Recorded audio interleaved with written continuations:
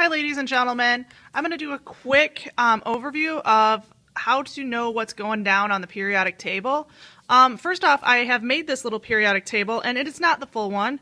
In the middle, we have the transition metals, and I just kind of kicked them out a little bit. That would be where they are. So we're really doing just the main group elements, and the group numbers are written up here on top.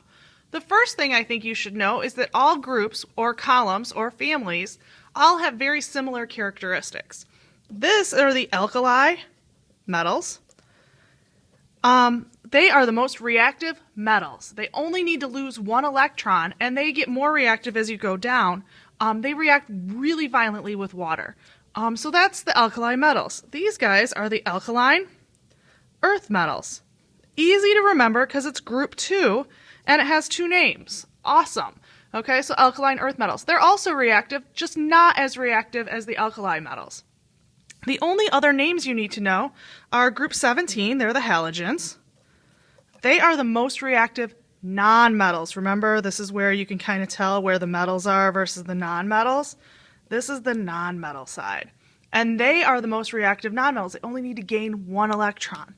And these over here are the noble gases. Noble gases, group 18. They do not react with anything, okay? And it's because they have a full valence shell. So to help you to know how many valence electrons, I made this little chart, and it's really easy. Everything in group 1 has 1 valence electron. Everything in group 2 has 2. Everything in group 13 has 3. It's like you just cover up the 1 up there. 4, 5, 6, 7, and 8. The maximum number of valence electrons is 8. That is the number of atoms, or electrons every atom wants. No matter what, the goal is to have 8 outermost electrons.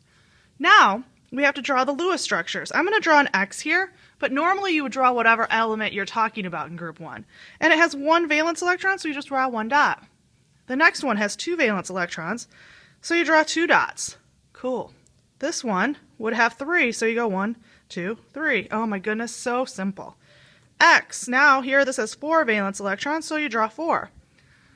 Now here comes the 5th. What you do is you draw 4 around, and then you draw the 5th somewhere as a pair.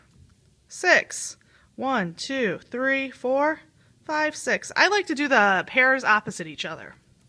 And then 7 valence electrons. You have 6 around and 1 over there to make 7. And 8, you would use whatever element you're talking about, put it in the middle, and have all 8 dots around it. 8 is a full octet, a full shell. That's what every atom wants, is 8. Now, the number of electrons lost or gained. Let's talk about sodium. It's right here. Sodium looks like this. It has 11 protons, and then it has 11 electrons. So I'm going to draw them. The first 2 are in the first shell. Then the next 8 are in the second shell. And there's 8. But then it has 1 in the third energy level. So you have this third energy level here. Now, is it easier? It wants 8 no matter what. Is it easier to lose that 1 or gain 7? I think you all know if you lose that 1, you have 8 in the outermost shell. It's easier to do that. Lose 1.